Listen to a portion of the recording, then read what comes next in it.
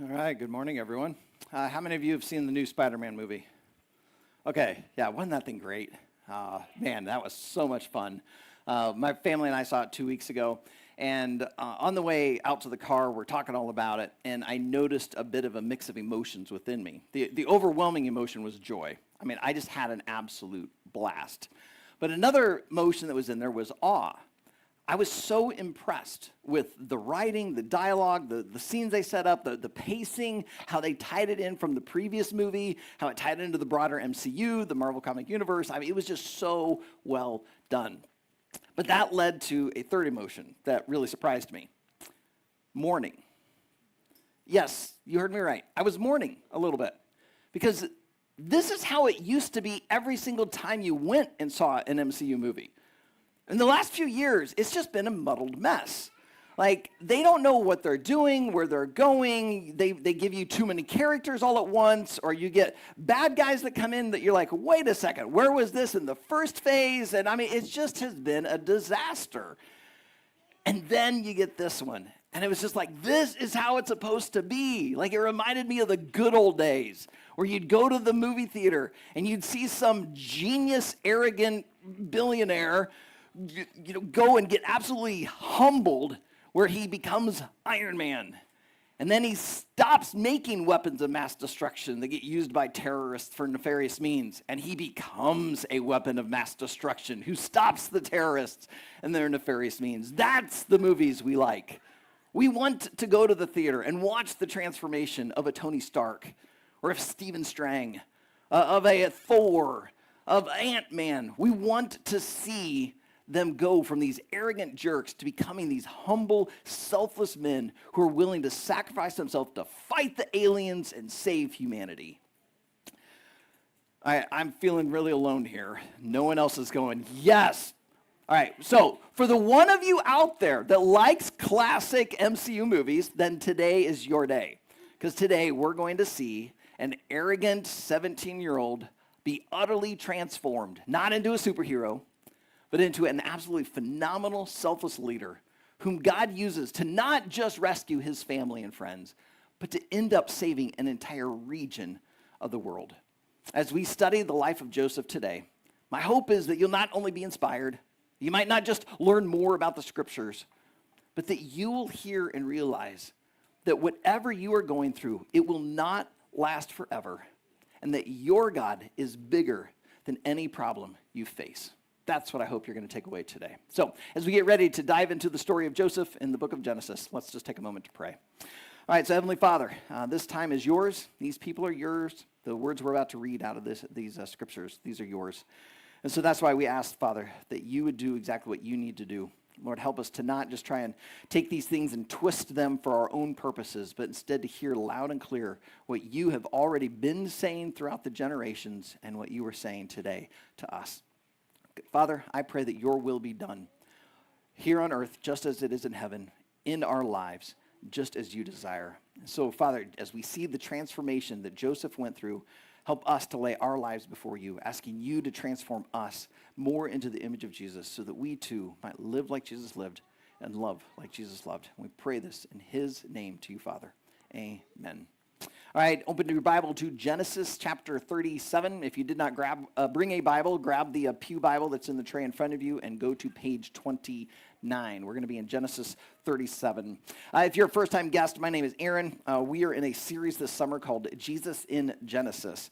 But the way we've been approaching this series is for the year 2026, we're studying the book of Hebrews. But when we came to chapter 11, we noticed that there's a bunch of people and stories from the book of Genesis that get referenced. And so what we've done is we've let Hebrews 11 tell us who and what to study out of Genesis. Well, today, the next verse that we're ready for in Hebrews 11 talks about Joseph. So that's why we're going to be talking about him today. While you're turning to Genesis 37, I want you to hear the verse out of Hebrews 11. It's verse 22 that tells us about Joseph. The verse just simply says, by faith, Joseph, at the end of his life, made mention of the exodus of the Israelites and gave directions concerning his bones. Now, if you were looking at that verse and putting it in context, you would see that this is the third verse in a row where the author of Hebrews talks about one of these biblical characters from Genesis, puts them in their old age, and yet has them talking about the future. We saw last week the two of those verses. Verse 20, we saw it talk about Isaac. Isaac invoked a blessing upon Jacob and Esau. We saw how Esau was the firstborn, but through several different things, Jacob ends up becoming, in a sense, the firstborn. He takes the place of his older brother, and Isaac blesses them concerning their future. Then we saw in verse 21, Jacob did something very, very similar, that when he is dying, he blessed each of the sons of Joseph. That was his two grandsons. He ends up swapping them. He crosses his hands, and he ends up putting, just as he, the younger, was placed over the older, he does the same with his grandsons. He takes the younger and places him over the older. And he blesses them concerning the future. And that blessing ends up coming true. Those two grandsons end up becoming two of the tribes of Israel. Well, now the third verse in a row, we see another character, this time Joseph. He's in his old age, and he's saying something about the future. Why is the author of Hebrews putting these three in a row like this? Well, first of all, you have to remember this whole entire chapter is all about faith. I mean, you just go back to the very beginning of the chapter, and you'll see that's where he starts. And then throughout, he just keeps saying, by faith, this individual did this. And by faith, that individual did that. And this time, it's by faith, Joseph. He's talking about faith. If you're living in your old age, you know your time is about done, and yet you still have this confidence about the future. That's faith. Joseph is not going to get to see what he knew would happen, but he knew it nonetheless. That's faith. But I think the author of Hebrews is also drawing out these three characters at the end of their life in this way because each of them, especially Jacob and Joseph, go through a major transformation in their life. Last week, we got to see the transformation that Jacob went through. If you missed that sermon, you can go and catch it online. This week, we get to see the transformation that Joseph goes through, going from an annoying teenager to a phenomenal leader. And that's what we see starting in Genesis 37. So if you're open there, join me, Genesis 37, verse 2. These are the generations of Jacob. Joseph, being 17 years old, was pasturing the flock with his brothers. He was a boy with the sons of Bilhah and Zilpah, his father's wives. And Joseph brought a bad report of them to their father. Now, Israel, that's another name for Jacob. Israel loved Joseph more than any other of his sons because he was the son of his old age. And he made him a robe of many colors. But when his brothers saw that their father loved him more than all his brothers, they hated him and could not speak peacefully to him. Now Joseph had a dream. And when he told it to his brothers, they hated him even more. He said to them, "Hear this dream that I have dreamed. Behold, we were binding sheaves in the field. And behold, my sheaf arose and stood upright. And behold, your sheaves gathered around and bowed down to my sheaf." And his brother said to him, "Are you indeed to reign over us? Are you indeed to rule over us?" And so they hated him even more for his dreams and for his words. So as we meet today's main character, Joseph, he's 17 years old. Now you have to remember, he is one brother of 12. We mentioned this last week, but his dad, Jacob, has 4 wives. Now, we didn't go into depth into it last week, but what ends up happening is, remember, he was trying to flee from his brother Esau. He tricked his dad into getting the blessing. Esau got mad, so Esau wants to kill him. So his parents send him back home to his mom's side of the family, and he ends up finding his family, his uncle. Well, he sees his cousin, Rachel, and he immediately falls in love with her. So he offers to work 7 years for her hand in marriage. So his father-in-law, future father-in-law, is like, "Yeah, sounds great." But then on the wedding night, I'm guessing Jacob had just a little too much to drink, and he wakes up the next morning, and Rachel's not there. It's her older sister, Leah. And father-in-law says, "Well, it's not right for us to give away the younger daughter before the older. So just fulfill her week, then I'll give you the other daughter, and you can work for me another 7 years." So now, 14 years, and he's got 2 wives. Well, that begins a competition between the 2 sisters on who's going to produce the most kids. And Leah is winning hands down. Leah ends up producing like 3 kids. And suddenly Rachel realizes, I can't have any kids. So she ends up giving her servant to Jacob as a wife. So now he has 3 wives. Well, the servant starts producing kids, so Rachel's starting to catch up. And so Leah's like, well, that's it. I'm going to give my servant. So now he's got 4 wives. And eventually Rachel herself, in her old age, ends up pregnant, and that child is Joseph. So Jacob, renamed Israel, loves this son particularly because it's finally the firstborn to his first wife, who he thought would never be able to have kids. And so he's so elated, he just dotes all over this kid, in fact, giving him a special coat that he doesn't give any of his other sons. And that causes Joseph to be annoying. I'm actually being nice. He was insufferable. If you look through there, you'll see he was a tattletale. As you look at that dream we read, he's a braggart. He clearly either lacks social awareness or he just doesn't care. If he lacks social awareness, that would explain why, even though his brothers hate him, he still tells them this dream. But if he's aware that they hate him, he's an absolute jerk for still sharing this dream with them. He's making things really, really difficult to the point that they truly hate him. If we were to keep going in chapter 37, we would see the brothers all out tending sheep. Joseph's back home with Dad, and Dad says, hey, would you go check on your brothers? Be my spy. Be my tattletale. Let me know, are they doing a good job? You bet, Dad. He goes marching out there, and they see him in the distance coming. And they're like, oh, man, I hate this guy. Man, I just would love to get my hands around his neck and squeeze. Someone else like, hey, I'll join you. We'll squeeze together. Someone else goes, I've got a knife. Pretty soon, they're starting to actually put together plans to murder their brother. Thankfully, Reuben, the oldest, stops and goes, oh, guys, hang on here. Let's just throw him in this empty cistern here, this pit, and then we'll decide what to do. Now, the text says that Reuben was thinking he'd come back in the middle of the night, rescue his brother, and go back. He knew it'd break his father's heart. Didn't want to do that to him. But the brothers decided to go along with it, so they capture Joseph. When he shows up, they throw him in the pit. Well, I don't know what happens with Reuben, but Reuben leaves for a time. And as he's gone, some slave traders come by. And the rest of the brothers are thinking, hey, this is perfect. We don't have to kill our brother, but we can make money off our brother. I have no idea what kind of relationship you would have with your siblings. I doubt they would sell you off into slavery. And I doubt you'd sell them off into slavery. If you would, please set a time and appointment. You need counseling. They end up getting rid of their brother. He's sold off into slavery. And he heads off to Egypt.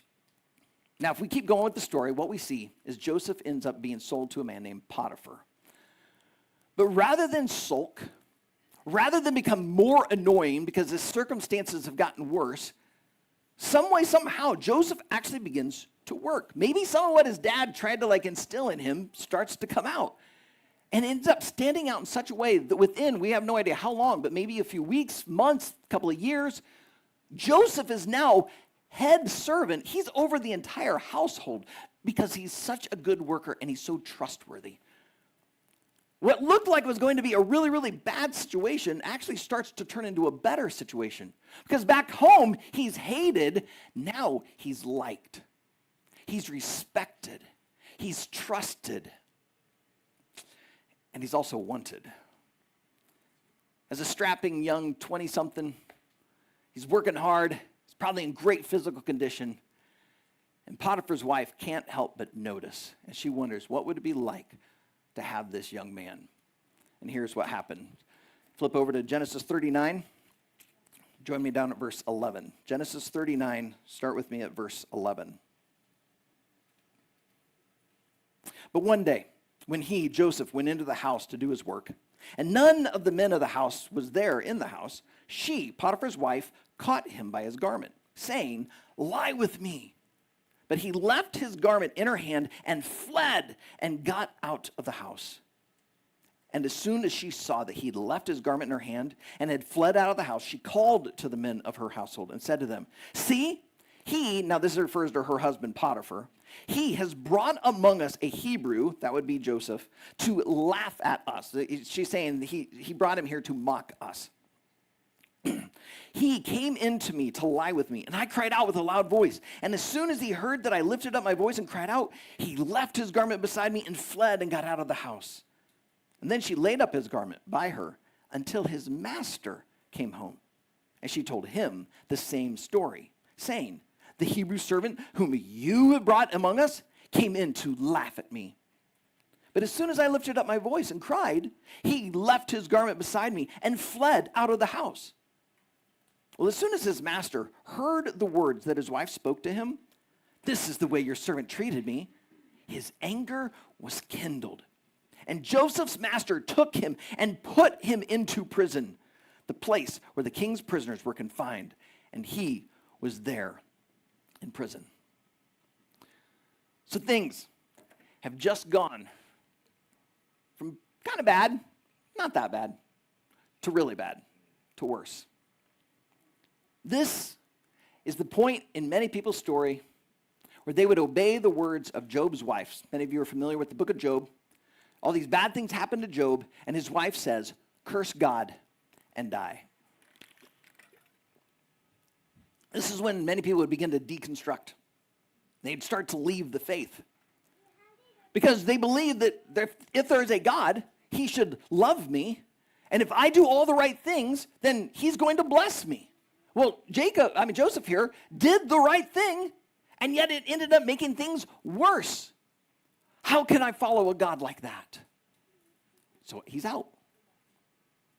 Some way, somehow, that doesn't happen to Joseph. Maybe because everything now has been completely stripped away, he has nothing left. Because there is no family to come and bail him out. There is no one to come and visit him in prison. This is basically a death sentence. He's going to spend the rest of his life here. Maybe because he has nothing, God finally becomes his everything. So he continues to pray. He continues to trust. He continues to worship. And he continues to serve. Just as he did in Potiphar's house, he just starts helping out there in the prison. And the head jailer notices this and begins to entrust more and more to him, to the point that Joseph is actually put over the entire prison. Now, as a teenager, I kind of struggled with this part. This just did not make sense. Prisoners do not run the prison. And then I went to Venezuela. Many of you know that our oldest child was born in Venezuela. She was born in July, and my wife was going to be headed back to the U.S. for a friend's wedding, and because she was nursing our daughter, little Karis needed to come back with her. So that meant we needed to get a American birth certificate and a passport. So we had all of our paperwork in order.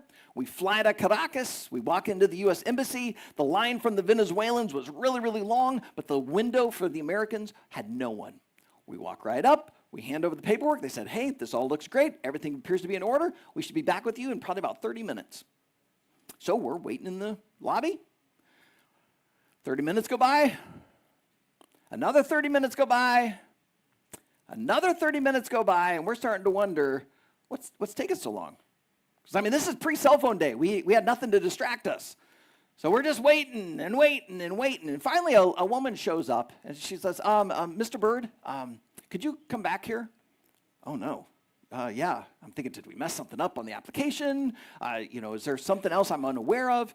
So we go back, and the lady says, yeah, we're having some issues with your daughter's paperwork. I don't know if we're going to be able to get this done. But there is one thing, if you could do this for us, I think we might be able to process your paperwork today. So yes, my own government blackmailed me. Basically, they had an American citizen who was in a jail located about an hour away from where we were living, and they wanted me to deliver the mail. Because they didn't want to have to fly all the way down there, make the hour drive out over there, get this guy to sign a couple of checks that'd take all of 60 seconds, drive the hour back to the airport, fly all the way back to Caracas, when I could do it for him. I gave in. We'll tell the prison story later. But I found out why why this American was in this prison. Turns out that the U.S. government tried to get all of their American citizens who were in the Venezuelan prison system relocated to this prison. There were a couple of citizens in other prisons, I was told, but they wanted them in this one because this one was the safest. And do you know why this one was the safest? Because the prisoners were in control. It turns out that in most of the Venezuelan jails in that day, the guards were as corrupt, if not more corrupt, than the very people they're trying to guard and protect and stop. But in this jail, they got so sick of the corrupt guards that they actually revolted, kicked the guards out, and they took over control of the central part. And within, they refused to put up with any murder, any violence, any manipulation. Basically, crime came to a standstill within the prison. And so, I walked up to a gate, the guards opened it, let us walk in, closed the gate behind, and then the prisoners took us on in. And that made it the safest prison in the country. When Joseph is put in charge of the prison, he helps this become possibly the safest prison in Egypt. And not just physically. He makes it such a place that these men there begin to feel safe emotionally. Because over in chapter 40, we see these two prisoners that got thrown into prison by Pharaoh suddenly have dreams, and they feel comfortable enough with Joseph to share their dreams. And because of his own interaction with dreams prior, God gives him the ability to interpret their dreams, and it's scarily accurate. So much so that both dreams end up coming true, and that's significant because 2 years later, the Pharaoh himself of Egypt has a dream. None of his wise men can interpret it. The cupbearer, who was one of the men that had been thrown in prison and had his dream interpreted by Joseph, he remembers Joseph, says to the Pharaoh, hey, there's this guy in the prison who told me a dream, and it came true exactly as he said. Maybe we should try him. And so they go and they summon Joe, clean him up. He comes out, hears the dream, interprets the dream, and the Pharaoh is so impressed that he makes Joseph second in command of Egypt. Just as he became over everything as a slave, just as he became over everything in the prison, he's now over everything in the country. Now, to do a gross injustice to the story, going to shrink all of it. By the way, I would recommend you go and read Genesis 37 through 50 and hear the whole story yourself. But basically what happens is the dream that the Pharaoh had was about a famine. They end up having 7 good years. They use those 7 years to prepare for the famine. They store food because 7 horrible years are coming. So bad that the first 7 years, the good years, were going to be forgotten. This famine was so extensive, it went all the way up into the land where Joseph's family was. They hear that there's food down in Egypt, so they make the long trek down to go buy food. When they come in, they end up coming before Joseph. Now, they don't know it's Joseph. Last they knew, he's probably still a slave, if he's even still alive. But Joseph immediately recognizes them. And when they come in, they bow down before him in fulfillment of the dream he had when he was a 17-year-old. Now, long story short, he ends up sending them home with food. They go and get their dad. The whole entire family relocates down to Egypt. They're given the best land in the nation at the time, and everyone lives happily ever after. But, how does all of that tie to Hebrews 11:22? That's what we see in Genesis 50. If you're still open there, flip over from chapter 39 all the way to the end of Genesis, the last chapter. Joseph is now on his deathbed. Again, remember the author of Hebrews said that Joseph, when he was dying, all right, so he's getting ready to pass away. And he calls together his brothers, those that are still alive, as well as his 2 sons. When his father Jacob blessed those 2 sons, he basically, in a sense, adopted them. So they kind of went from being his sons to now also being kind of like his brothers. So he brings them all together, and on his deathbed, he says this, verses 24 and 25. And Joseph said to his brothers, I am about to die, but God will visit you and bring you up out of this land to the land that he swore to Abraham, to Isaac, and to our father Jacob. Then Joseph made the sons of Israel swear, saying, God will surely visit you, and you shall carry up my bones from here. I don't know if you quite realize just how remarkable of a statement that is, of a wish.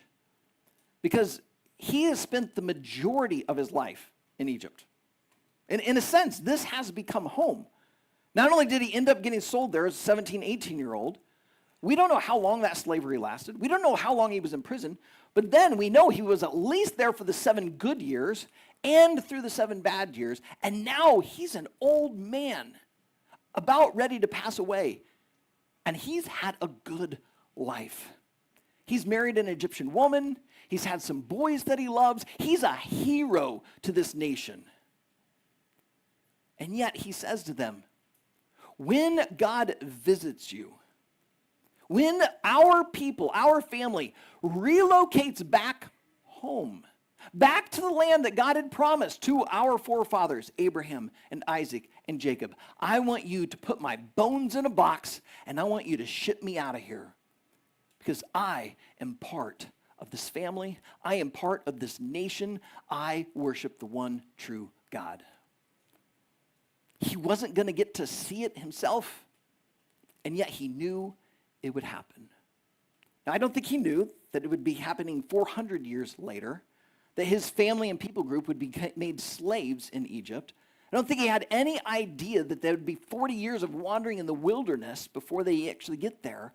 All he knew is that if my God, who gave me a dream when I was 17 and makes it come true when I'm some 30-something, I know that my God, who gave Abraham a dream in Genesis 12, will make it come true, and our people will be back there. That is faith. Now, that is the story of Joseph as if it was told by a fire hose. What in the world should we take away from it? I just want to draw out 2 things for you. Number 1, that nothing is forever except God.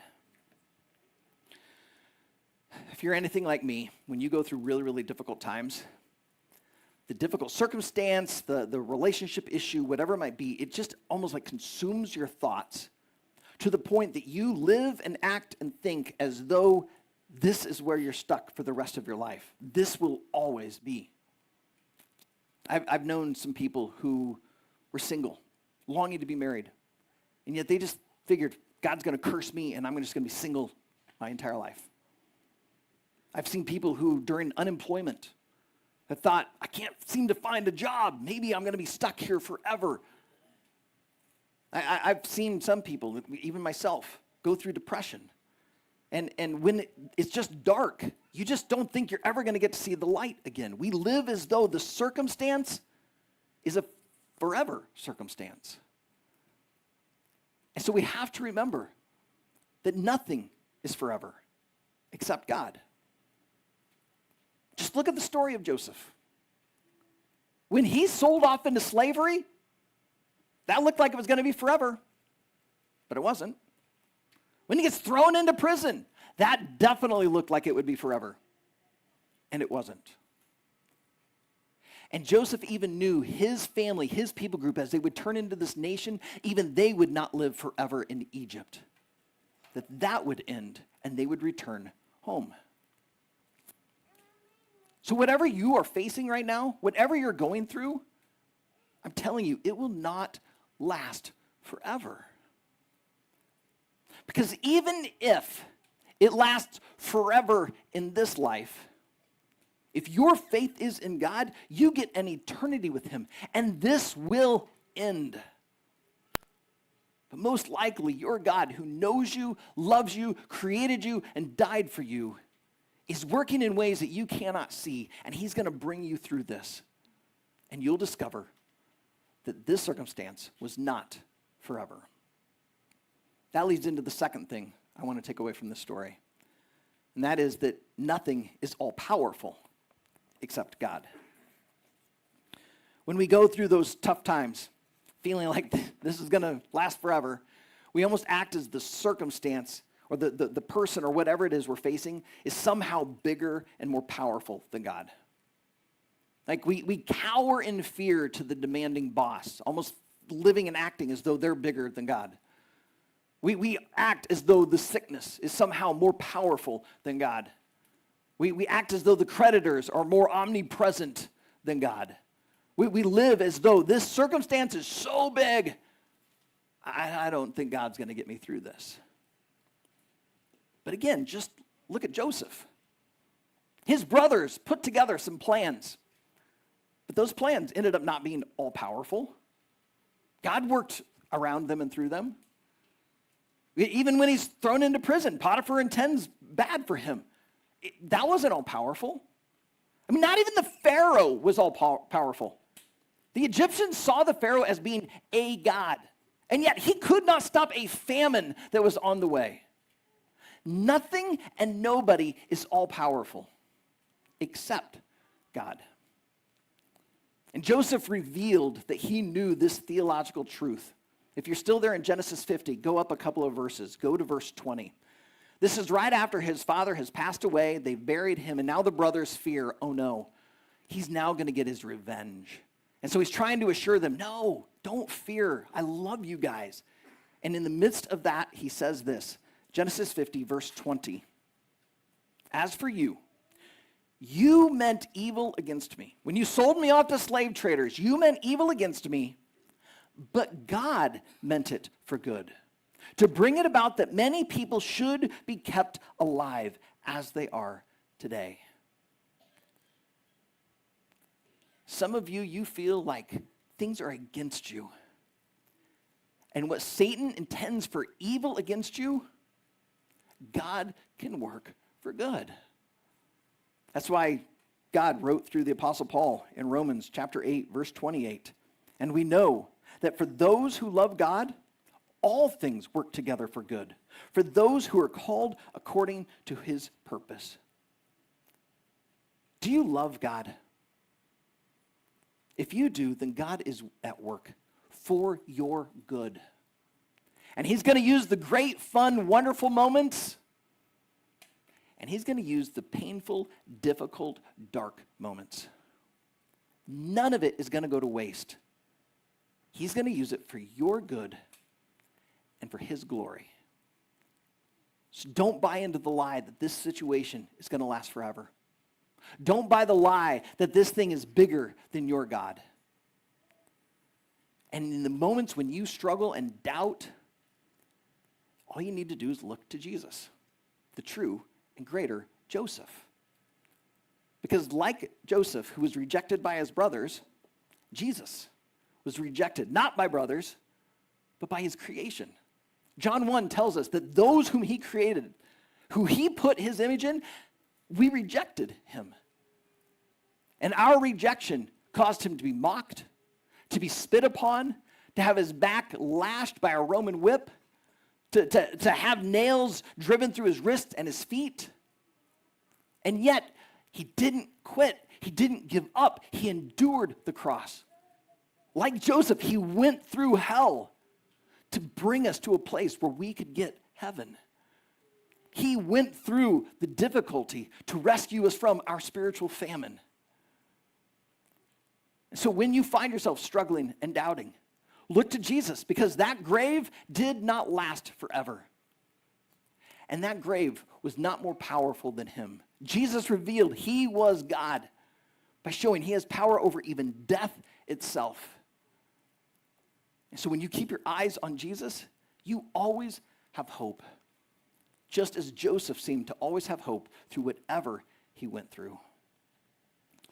This is why we celebrate communion pretty much every week at Riverwood. Communion is not only an opportunity for us to just stop and confess our sin, but it is a moment to also celebrate, to remember the one who went through the cross to give us life. And so if you're a follower of Jesus, even if this is your first time here with us, we'd invite you over these next holy moments, would you come to this table? Would you take these elements, because that bread represents his body, broken through that cross for us. That juice represents his blood, shed for the forgiveness of our sins. If you're a first-time guest here, but you are not a follower of Jesus yet, we're going to ask that as our church family gets up at different times to go to these elements, we're going to ask that you just respectfully remain seated. Not because we're trying to keep something away from you. It's because we believe that when you take these elements into you, you're saying the story of Jesus is my story. And if that's not you yet, then we're going to encourage you during this next moment, as everyone else around you is getting up, going and getting these elements, as the team leads us in another song, that you just have a conversation with God. That right there in the privacy of your heart, you ask him, is this whole thing true? Is Jesus this true and greater Joseph?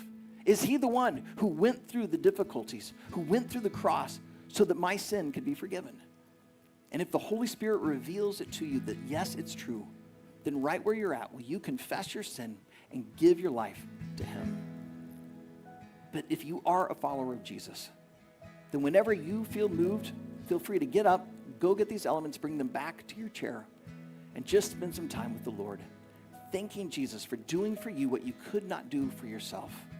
So let us do this now in remembrance of him.